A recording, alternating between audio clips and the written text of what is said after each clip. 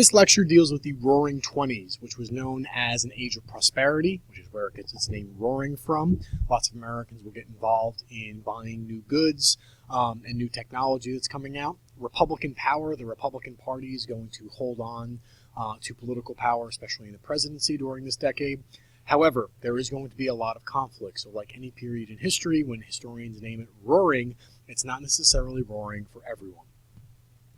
So the Roaring 20s, or the Jazz Age, is a real change for Americans socially and culturally. Modern America is born. We start to see celebrity. You see Babe Ruth and Louis Armstrong pictured there.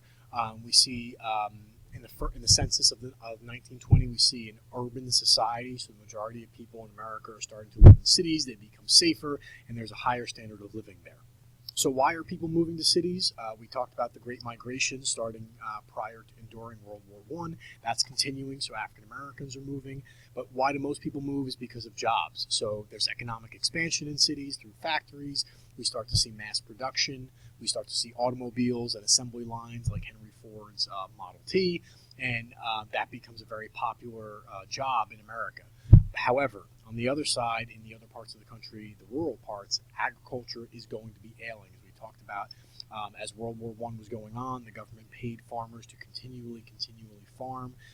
They're going to have ecological issues going on, but also they're going to have a lot of surplus materials after World War I ends. And when World War I ends and the European countries start growing their own crops again, we're going to see lots of problems for American farmers because the prices are going to drop dramatically, and some of the loans they took out when times were good are going to need to be paid, and the Great Depression is going to start on farms before it reaches cities. So there's an agricultural depression of the early 1920s, which is also causing migrant farmers or farmers to move and migrate to the north. We lose markets in Europe because after the war, a lot of countries isolate themselves, and Europeans are able to continue farming as they did before the war. We get far more efficient with new machines, so more food produced means lower prices, and we needed fewer laborers on those farms. So farming is no longer prosperous. Bankers would start to call loans, and farms would be repossessed if the farmer could not pay the loans back. So American farmers enter the Depression in advance of the rest of the society. So most people argue that the Great Depression begins in 1929. It really starts almost directly after World War I, with at least on the agricultural sector. So as we mentioned, the Great Migration, there are still several African Americans who are living in the South, but they continue to live in poverty with that sharecropping that you learned about after the Civil War. They're basically still slaves because they don't really have a choice. They're never going to make enough money in sharecropping to move off the land. And in 1915, as World War I is breaking out in Europe, there's a bug called the boll weevil, which wipes out the cotton crop, and landowners are going to lose their land. They go bankrupt, and African Americans are forced off the land that they had a share of the crop on, and that forces that Great Migration. So it wasn't necessarily that they wanted to leave the South during the Great Migration. Several African American groups that leave are forced to leave the South because of agricultural decline. So part of the negative of this is that African Americans are forced to leave the South, but the Great Migration is seen as kind of a positive thing. During the war, as we talked about, they get jobs and they're able to get some economic liberty, but black ghettos form. And I don't mean ghettos as the slang term. Ghettos are an area where one group lives together. Harlem becomes kind of the pinnacle of African American culture, and we get what is called the Harlem Renaissance. They get this distinct black culture where African Americans wanted segregation, so both blacks and whites wanted any cultural interchange or exchange restricted. The African Americans wanted to live by themselves, and whites were happy with that as well.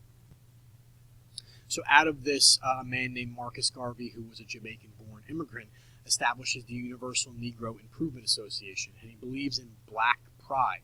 And he actually believed in racial segregation because he believed that blacks were better than whites. So this is actually racism, but he's kind of flipping the idea on its head. So he actually believed that blacks should return to Africa, and he purchases a ship, and he creates a company called the Black Star Line. And you may have heard of the White Star Line, which is the company that owned the Titanic, which is kind of going on around this point, and it's a big cruise ship company. So he wants to have a ship that could ship African Americans back to Africa.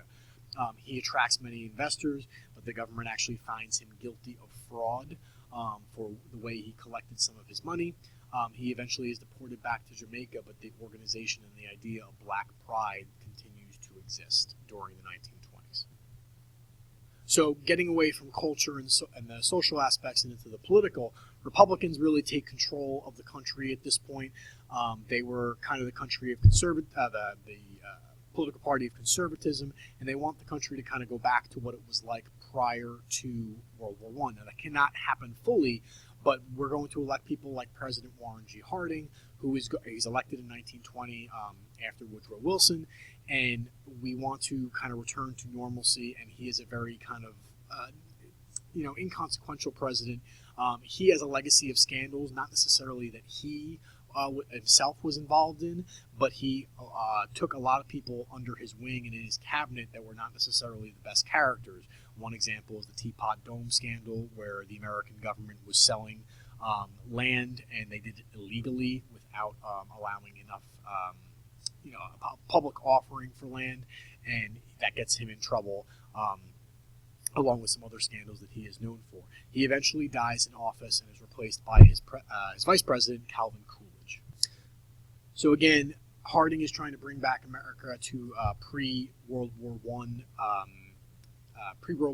ideas, including tariffs, which is called economic protectionism. We don't want to get involved with European nations after World War I because we felt like they dragged us in.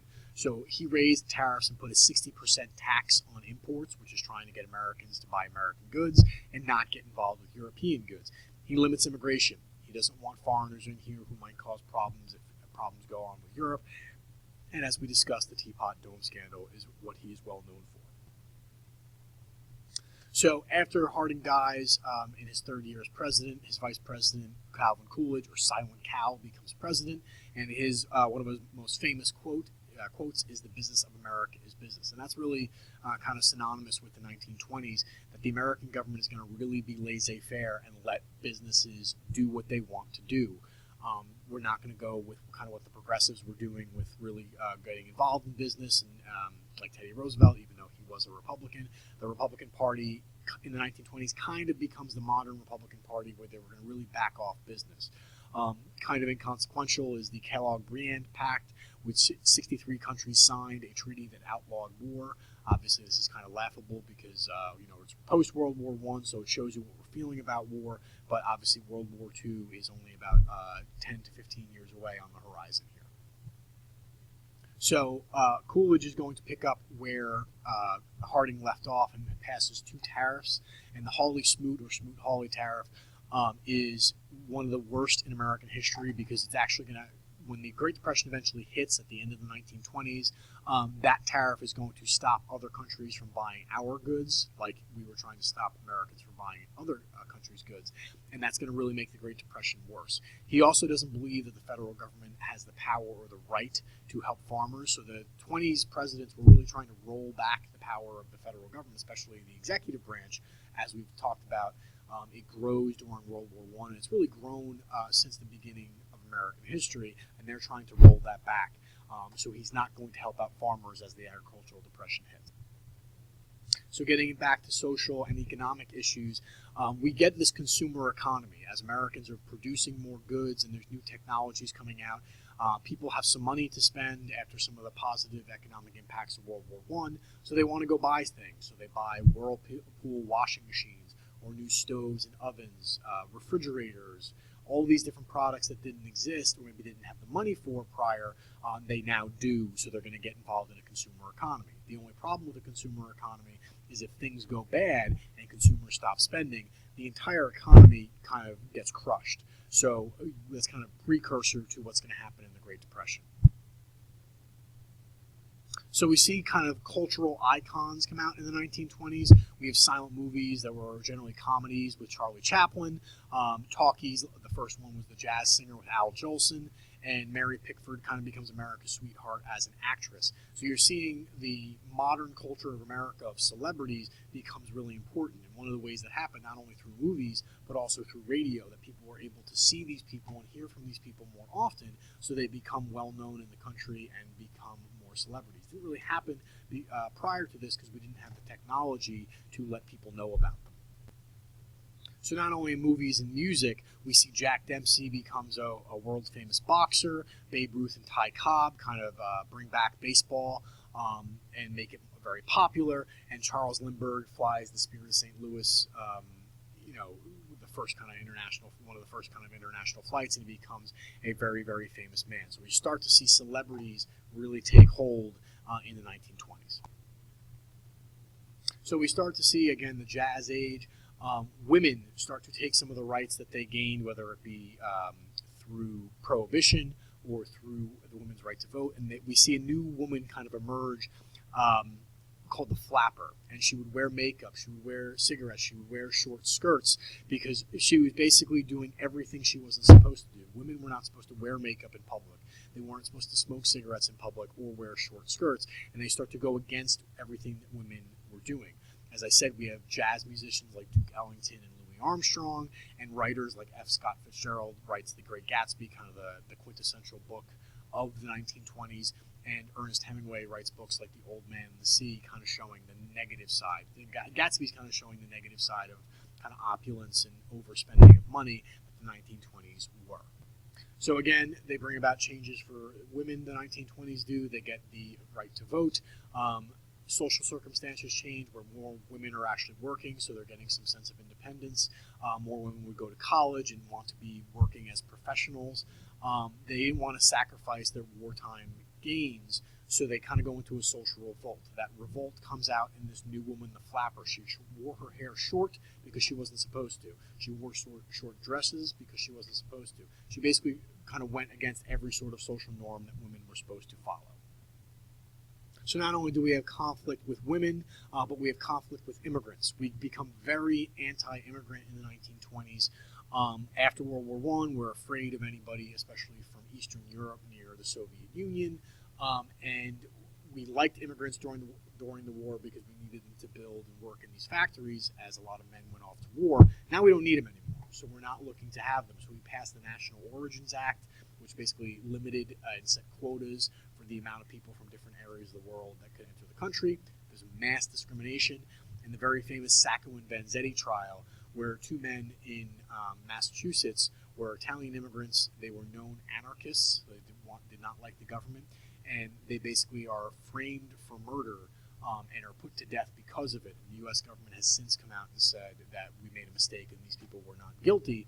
But the Sacco and Vanzetti trial is pretty synonymous with the society against immigrants, specifically Italian immigrants there.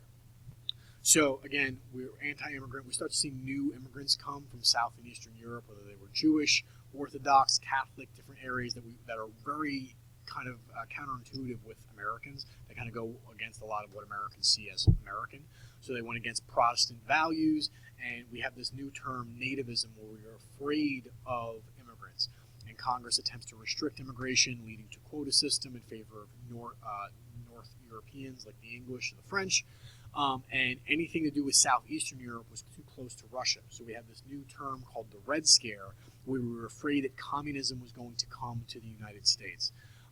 Communist advocates wanted an international revolution of the workers, and we were afraid that the workers of the United States might actually think this was a good idea, and that the United States was not a strong enough country to keep out communism, and it might actually affect us.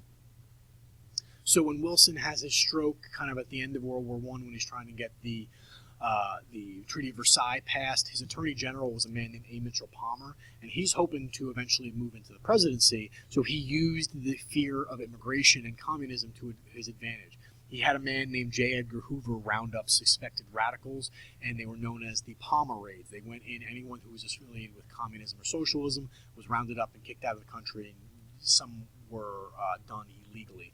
J. Edgar Hoover is going to be known for the FBI later in our history, but right now he's a relative unknown to the country.